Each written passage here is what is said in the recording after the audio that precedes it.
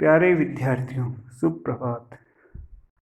आज की कक्षा में हम वर्ण विचारः इसके तृतीय भाग के विषय में पढ़ेंगे। इससे पहले हम थोड़ा इससे पहले वाले भागों के विषय में जान लेते हैं। इससे पहले हमने इसके 2 भागों के बारे में पढ़ा, जिनमें हमने क्या पढ़ा था? स्वर और व्यंजन के बारे में पढ़ा था कि संस्कृत एवं हिंदी में क्रमशः स्वर और व्यंजनों में स्वर और व्यंजन किसे कहते हैं, उनमें क्या अंतर है तथा क्या संयोग है, दोनों आपस में किस प्रकार मिलते हैं, कितनी उनकी संख्या है तथा कहाँ उनका प्रयोग किया जाता है। ठीक है, इस भाग में हम जानेंगे कि उन वर्णों को उच्चारण करने में, उन वर्णों को बोलने में हम मुंह के किन किन भागों का प्रयोग करते हैं, अर्थात वो वर्ण कहाँ से उच्चारित किए जाते हैं, कहाँ से बोले जाते हैं। तो आज हम उनके उच्चारण स्थानों के बारे में जानेंगे। ठीक है, तो आज का हमारा शीर्षक है उच्चारण स्थान। ठीक है, टॉपिक क्या है हमारा आज का? उच्चारण स्थान। क्या बोलते हैं? उच्चारण स्थान। ठीक है, तो अब इसके बारे में जानते हैं क्या है ये। ठीक है, वर्णों को मुंह के जिन भागों की सहायता से उच्चारित किया जाता है, उच्चारित माने बोला जाता है। उच्चारित का क्या मतलब है? बोला जाता है। कहाँ से? मुंह के जिन भागों से। ठीक है, मुंह में कितने भाग हैं? अलग अलग बहुत सारे भाग हैं, 5 से 6। ठीक है, जीभ है, दांत है, मूर्धा है, तालु है, ठीक है, कंठ है। ये 5-6 भाग हैं जिनके द्वारा हम अक्षरों को बोलते हैं। ठीक है, तो वर्णों को मुंह के जिन भागों की सहायता से उच्चारित किया जाता है, अर्थात बोला जाता है, वे भाग उच्चारण स्थान कहलाते हैं। उच्चारण माने उनको बोलने वाले स्थान कहलाते हैं। वे भाग इस प्रकार हैं। अब देखिए कितनी संख्या है इनकी। कंठ, तालु, मूर्धा, दंत, ओष्ठ, जिह्वा और नासिका। 7। ठीक है, कितने? 7। कंठ, कंठ माने गला। तालु, तालु माने दांत से नीचे जहाँ जीभ लगती है। मूर्धा, मूर्धा, ठीक है, दंत दांत। ओष्ठ, ओष्ठ माने होंठ। जिह्वा, जिह्वा माने जीभ। और नासिका, नासिका माने नाक। तो सबसे पहले है कंठ। तो इसको क्या बोलते हैं? कंठ से बोले जाने वाले अक्षरों को बोलते हैं कंठ वर्ण, अर्थात वर्ण माने अक्षर, कंठ माने जो कंठ से बोले जाते हैं। कंठ माने गले से जिनका उच्चारण किया जाता है। ठीक है, तो पहले इसकी परिभाषा जानते हैं। डेफिनेशन क्या है कंठ वर्ण की? जिन वर्णों का उच्चारण, उच्चारण माने बोलना, जिन वर्णों को कंठ की सहायता से होता है, जिन वर्णों का उच्चारण कंठ की सहायता से होता है, अर्थात जो गले की सहायता से बोले जाते हैं, वे कंठ वर्ण कहलाते हैं। ठीक है, कंठ वर्ण किसे कहते हैं? जो कंठ की सहायता से बोले जाते हैं। ठीक है, तो इसमें सबसे पहले स्वर। स्वर माने जो बिना किसी की सहायता से उच्चारित किए जाते हैं, जैसे अ और आ। फिर अयोगवाह। अयोगवाह किसे कहते हैं? जो ना स्वरों में गणित होते हैं ना व्यंजनों में। ठीक है, तो अयोगवाह। अयोगवाह में कौन सा आएगा यहाँ पे? विसर्ग। ठीक है, और व्यंजन। व्यंजन कौन से हैं? कंठ से बोले जाने वाले क वर्ग पूरा। ठीक है, क वर्ग में कौन कौन से हैं? क, ख, ग, घ और ङ। ठीक है, ङ का उच्चारण वैसे नासिका से होता है। ठीक है, और हो भी किससे बोला जाता है? कंठ से। ठीक है, तो कौन कौन से वर्ण आ गए इसमें? क, ख, ग, घ, ङ और हो। ये तो व्यंजन हो गए। अयोगवाह में विसर्ग कंठ से बोला जाता है और स्वरों में ओ और आ कंठ की सहायता से बोले जाते हैं। ठीक है, अब इसके बाद तालव्य। तालव्य माने तालु। ठीक है, तालु किसे कहते हैं? जहाँ दांत से नीचे, जहाँ पर जीभ स्पर्श करती है, उसे तालु कहते हैं।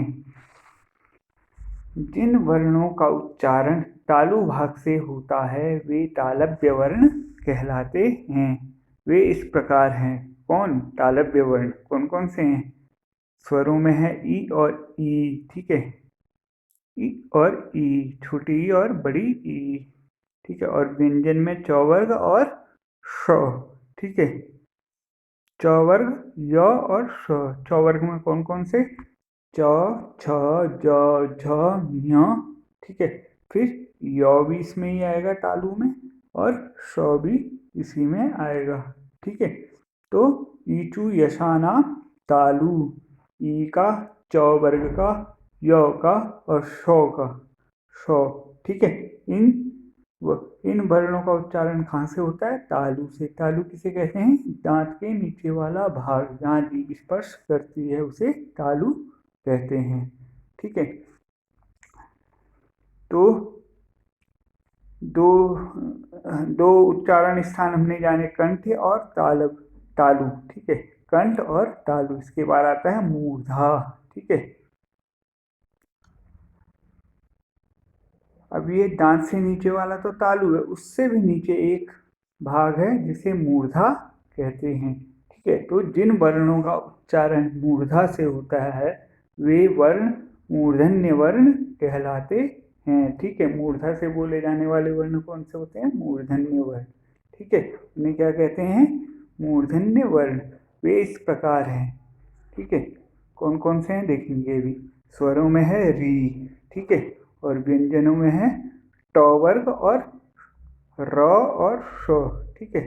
ट, ठ, ड, ढ, ण, र और श, ठीक है। ये किससे बोले जाते हैं? मूर्धा से, ठीक है। देखिए अंतर जानिए तालु और मूर्धा में। तालु दांत से नीचे और उससे भी नीचे जो है वो मूर्धा, जहाँ जीभ स्पर्श कर रही है वर्णों को बोलते हुए।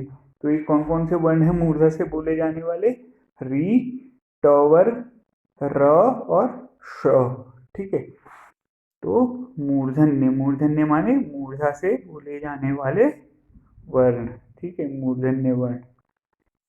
अब चौथा वर्ग है दंत्य, ठीक है। दंत्य माने दांत, ठीक है। जिन वर्णों को बोलने में जीह्वा दांत से स्पर्श करती है उनको क्या कहते हैं? दंत्य वर्ण कहते हैं। जिन वर्णों का उच्चारण जिह्वा और दांत की सहायता से होता है वे दंत्य वर्ण कहलाते हैं, ठीक है। अब कौन कौन से दंत्य वर्ण? स्वर में री, ठीक है, री, ये क्या है? स्वर। ये कहाँ से बोला जाता है? दांत की सहायता से। और व्यंजनों में त, थ, द, ध और न, ठीक है। ये दांत की सहायता से बोले जाने वाले वर्ण हैं, ठीक है। इन्हें क्या कहते हैं? दंत्य वर्ण। अब अगला ओष्ठ्य, ठीक है। ओष्ठ्य माने ओष्ठ, होंठ की सहायता से बोले जाने वाले अक्षर। जिन वर्णों का उच्चारण ओष्ठ माने होंठ की सहायता से होता है वे वर्ण ओष्ठ्य वर्ण कहलाते हैं। वे इस प्रकार हैं। कौन कौन से हैं? स्वर में है उ और व्यंजन में है प वर्ग, प, फ, ब, भ और म। ये किससे बोले जाते हैं? ओष्ठ्य माने ओष्ठ से, होंठों की सहायता से इनकी ध्वनि निकलती है, ठीक है। अब ये हो गए हमारे मुख्य वर्ण। अब सहायक वर्ण कौन से हैं उनको जानते हैं। नासिक के माने नाक और कंठ, गले से बोले जाने वाले, ठीक है। केवल नाक से नहीं, नाक के साथ साथ गले की सहायता भी लगती है जिन वर्णों को बोलने में, उन्हें क्या कहते हैं? नासिक के वर्ण कहते हैं। इन वर्णों में कौन कौन से आते हैं? जिन वर्णों का पहले परिभाषा देखते हैं इसकी। जिन वर्णों का उच्चारण नासिका भागों से होता है या नासिका भाग से होता है वे नासिक के वर्ण कहलाते हैं। कौन कौन से हैं? ई, य, न, म। हमने देखा था कि ये वर्ण ऊपर भी आए थे, ठीक है, ऊपर वाले वर्गों में भी आए थे, लेकिन इन वर्णों को बोलने में उन वर्गों के साथ साथ नासिका का भी उपयोग होता है, ठीक है।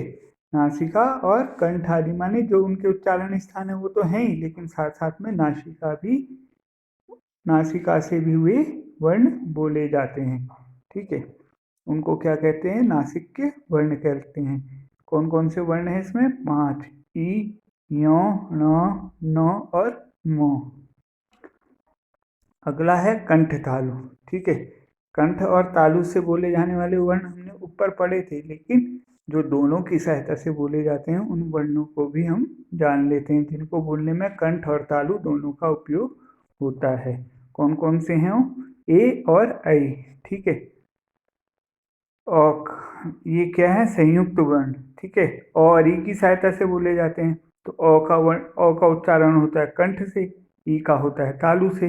तो ये दोनों किस में आ गए?